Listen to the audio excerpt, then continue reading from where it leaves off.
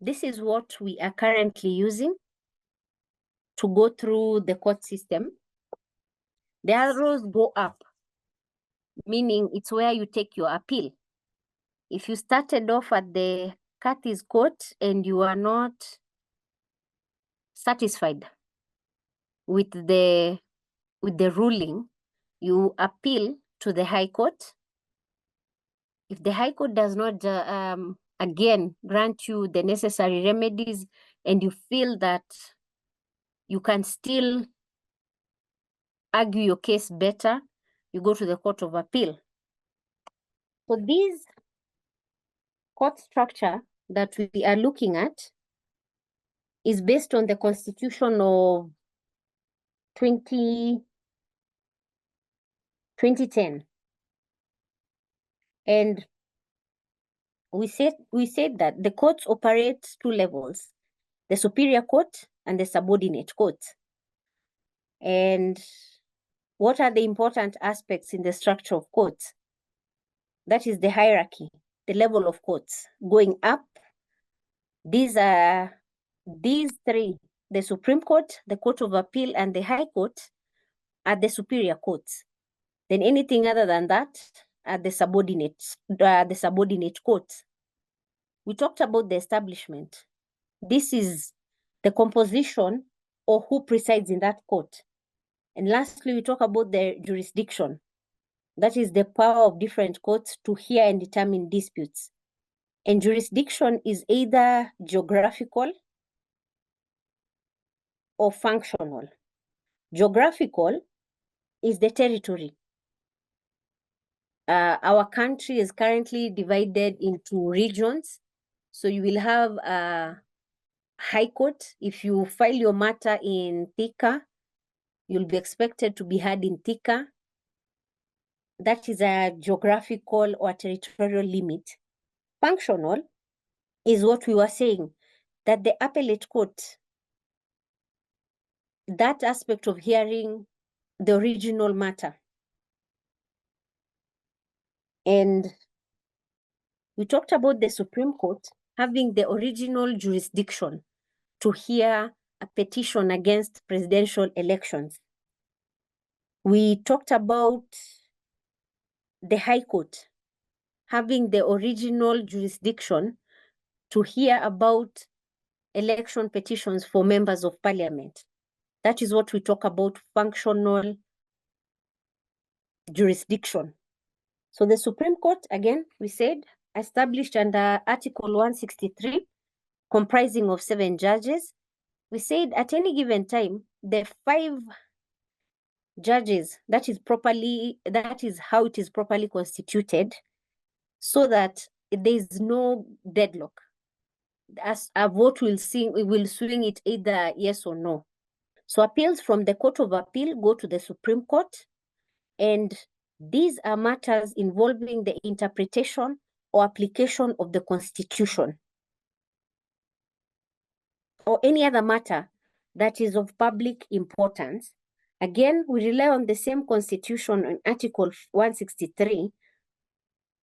So these matters of general public importance are subject to Clause 5 of Article 163. So the Court of Appeal, established under Article 164, it comprises of 12 judges, or as may be prescribed by an Act of Parliament. Again, we have the they have a president of the Court of Appeal elected by these amongst the 12 judges. So it is a superior court of record, therefore it sets precedent. It's created to hear appeals from the High Court. So the only time the Court of Appeal has original jurisdiction, it is in the punishment for contempt of court and when stating execution of orders of the High Court. And this court has the power to determine a case finally, to order for a retrial, to frame issues for the determination. It takes back it has the powers to take back the matter to the High Court so that a trial can be instituted afresh. And the objectives are set out in Section 3 of the Supreme Court Act, number 7 of 2011. So it asserts the supremacy of the Constitution and the sovereignty of the people of Kenya. It provides authoritative and impartial interpretation of that Constitution. It establishes constitutional and other legal matters. And it improves the access to justice. We talked about the High Court. It's not the High Court of Appeal, it's simply the High Court. This is a typing error. It's simply the High Court. And it's established under Article 165. And it's organized and administered in a manner prescribed by the Act of Parliament.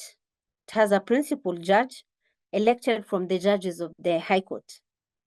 So its jurisdiction, it's unlimited in criminal and civil matters. And we talked about the supremacy of the Constitution. So where do you go when you feel that those rights are infringed upon? You go to the High Court. It has the jurisdiction to determine whether a right of fundamental freedom in the Bill of Rights that is in the Constitution has been denied, violated, infringed, or threatened. So it also has the jurisdiction to hear appeals from, you can see our diagram has all of these pointing to the High Court. They don't bypass the High Court. All these arrows from the district magistrate, his court, court martial, the appeal will go to the High Court. So it has jurisdiction to hear any question respecting the interpretation of the Constitution. That is a law that has been passed inconsistent with or in contravention with the Constitution. And any matter relating to constitutional powers of state organs in respect of county governments or in respect to any level of government.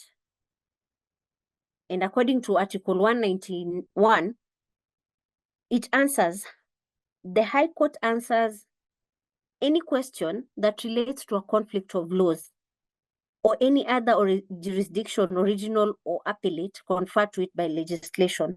Remember, we talked about the Act of Parliament. An Act of Parliament will give it powers. It will also constitute it. As we have talked about these arrows, it has a supervisory jurisdiction over these lower courts. You remember the Supreme Court, the Court of Appeal, and the High Court are superior courts. So the High Court has supervisory powers over these lower courts. So the High Court basically enjoys those special powers. And remember, when we talked about judicial review, it's the High Court that issues these remedies.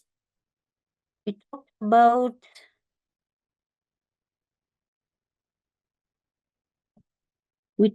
these remedies: mandamus, certiorari, prohibition, habeas corpus, injunction, and declaration.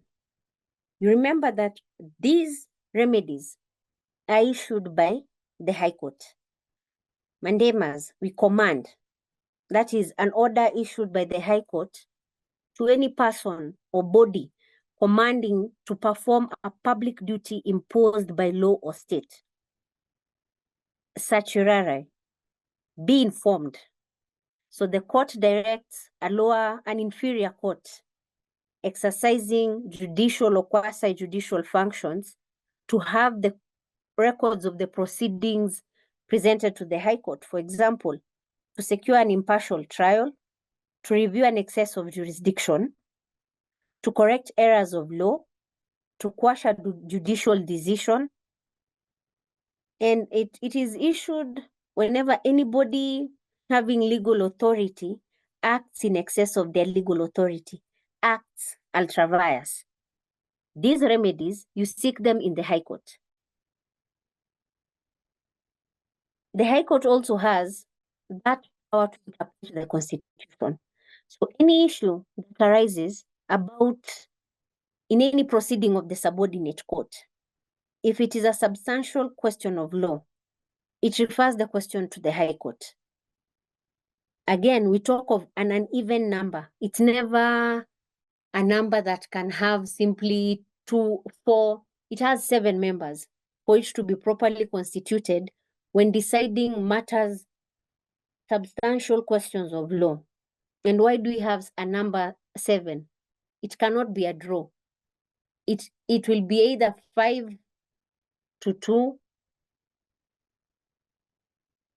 or any other number that makes sure that the majority will rule the day. So again, we talked of the High Court having election jurisdiction. And for the High Court to nullify the election of a member of parliament, the petitioner must prove that an election offense has been committed. And 3 judges must sit to hear that. So we also have succession. This will also be determined by the High Court, where you seek administrators to take care of the estate of the deceased. So you petition the High Court for that. Matrimonial cases, dissolution of marriage, nullity of marriage, custody, spousal property. So again, the High Court has those special powers to hear and determine bankruptcy proceedings and to supervise the winding up of dissolved companies. We talked about the Employment and Labor Relations Court. It is established in pursuant to Article 162(2), and it's a superior court. It has the same status as a High Court. And it has exclusive original and appellate jurisdiction to hear and determine all disputes. And the provisions that Article 162, provisions of the Industrial Court as read with Article 162, or any other written law which extends jurisdiction. And these are disputes between an employer and an employee, between an employer and a trade union, between an organization and a trade union's organization, between 2 trade unions, between employer organizations, between a trade union and a member. It also deals with the disputes that concern the registration and election of trade union officials, and the disputes that relate to the registration and enforcement of collective agreements. We talked about junior secondary teachers and their return to work formula. These are collective agreements made by their trade unions. And any issues that relate to that will be taken to the Employment and Labor Relations Court. And this court has the right to make a prohibitory order, declaratory order, an award of damages. It has an appellate jurisdiction to determine appeals from the decisions of the Registrar of Trade Unions or as provided by law. So what is the composition of that court? It has a principal judge or such number of judges that the president may appoint.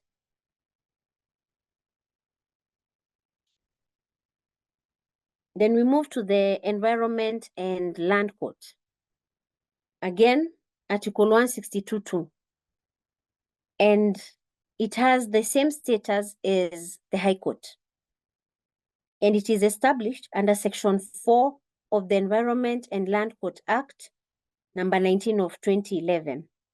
It has that jurisdiction to hear any dispute relating to the environment and to the land. It has original and appellate jurisdiction, and it is empowered to hear cases relating to public, private, and community land and contracts, choices in action, or any other instruments. So this is where any issues that arise, probably between a company that purports to buy and sell land, this is where you take this company. When you have issues with when the state acquires your property and intends to build a road to pass through, and you feel you have not been compensated enough, or you feel that your neighbor is encroaching on your land, you take them to the Environment and Land Court. This is also where you take these nightclubs that operate in residential areas, and you feel the level of noise is too much. So you take them to court and prove that your rights under the Bill of Rights to a peaceful coexistence have been infringed upon. All these issues are determined by the Environment and Land Court. Remember, this court has supervisory jurisdiction over subordinate court and any tribunal in accordance with Article 165(6) of the Constitution. So you must remember, the High Court deals with all these matters that relate to the issuance of grants. And in this area here is where we put the Land Court and the Labor and Relations Court, Employment and Labor Relations Court. They're not subordinate the High Court. They're the same jurisdiction, and they have the same powers conferred unto them. That is why we are saying they have original and appellate. They can hear cases from any tribunal below it. They can hear cases, in the case of the Employment and Labor Relations, they can hear cases from the trade unions. If you're employed and you subscribe to, and your organization has a trade union that represents you in fighting for your rights, fighting for the increase of wages, for your right to have a limited number of leave days, that tribunal, whatever issues they come up with, when they have made a decision, you appeal to the Employment and Labor Relations Court. Having dealt with this, you remember High Court, associate it with judicial review. Associate High Court with MPs, election petitions. Associate it with what the Constitution says, with substantive rights of law. And these are now the superior courts. Now, having dealt with the superior courts, we come back to the subordinate courts. And these are established under Article 169 of the Constitution of Kenya. They relate to the Curtis Court, the Court Martial here, and the Magistrate Court. These Magistrate Courts, as well as any other court or local tribunal established by an Act of Parliament. So we start with the Magistrates Court in criminal jurisdiction. So it is a court of first instance, and it is governed by the Criminal Procedure Code as well as any other written law. So what does this mean? When someone is arrested that is where they initially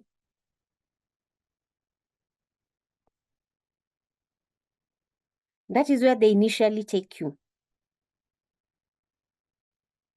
And this is where we were saying the penal code provides you cannot be arrested for a crime that is not listed. When we talked about legislation, we talked about what we inherited from common law.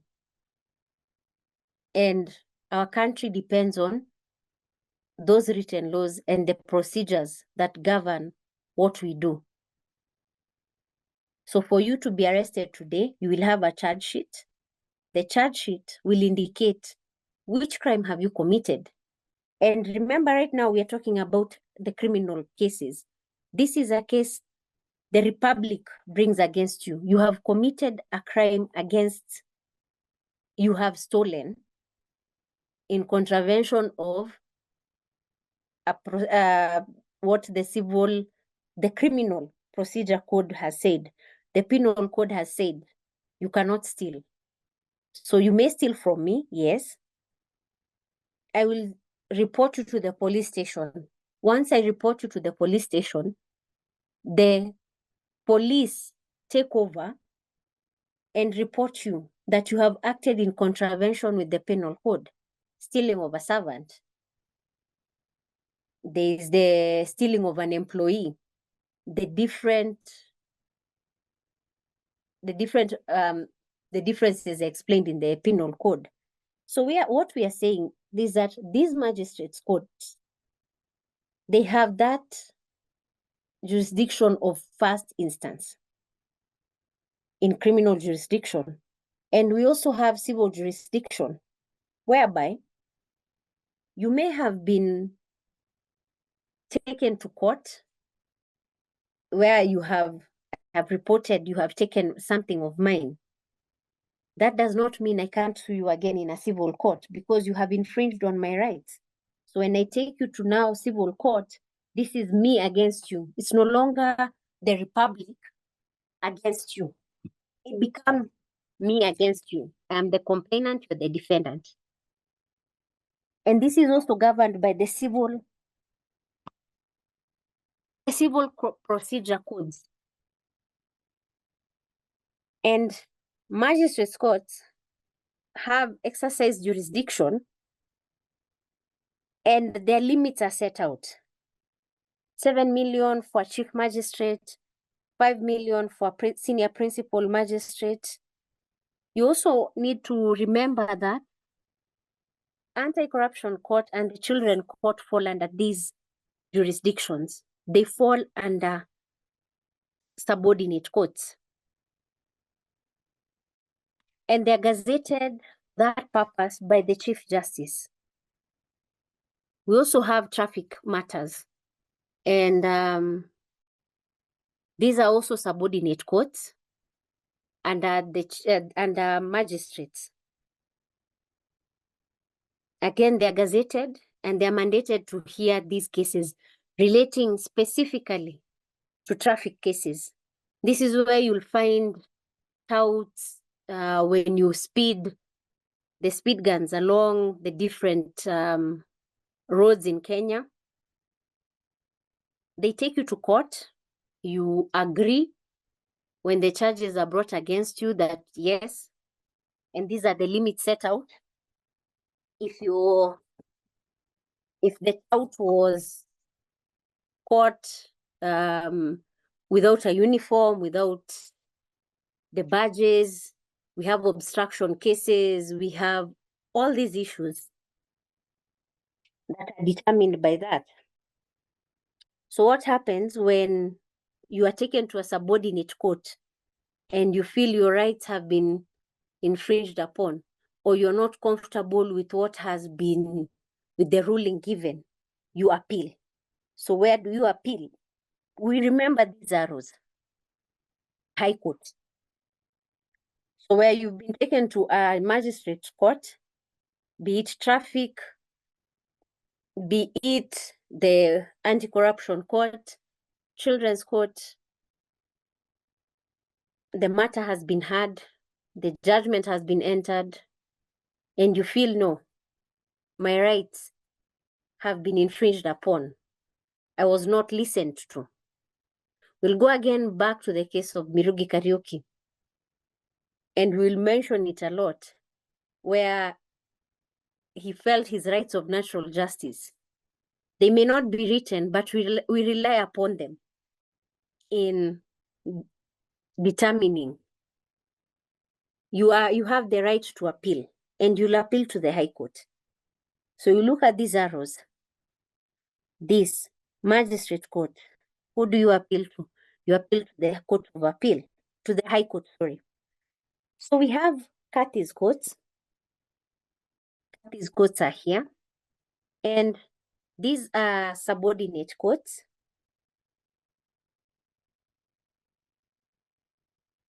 They are established under Article 170 of the Constitution of Kenya 2010. For you to take someone or to appear in the Curtis court, that jurisdiction is limited to the determination of questions of Muslim law, and this is personal status, marriage, divorce, or inheritance, in which all the parties profess the Muslim religion and submit to the jurisdiction of the Curtis courts. So you as a Christian cannot take another Christian to the Curtis court. You must profess, for you to be able to appear and institute proceedings, you must profess the Muslim faith. And you see, what we have said they are limited to are personal matters. These are matters of divorce.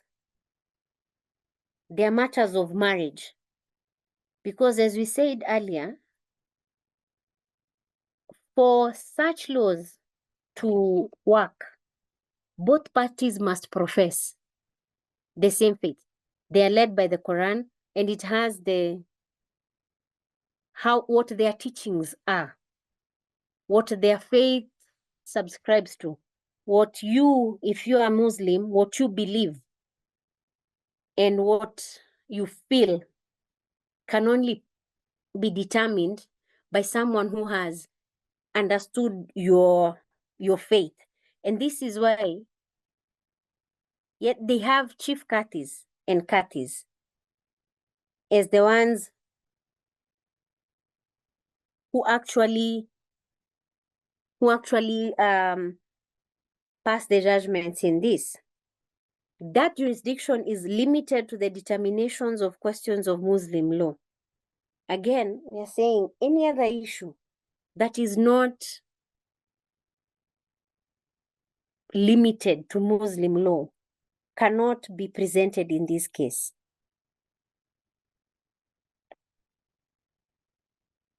We have the court-martial, and this court-martial is again a subordinate court. It is here. And it relates to people serving in the military. These court-martials are established under the Armed Forces Act.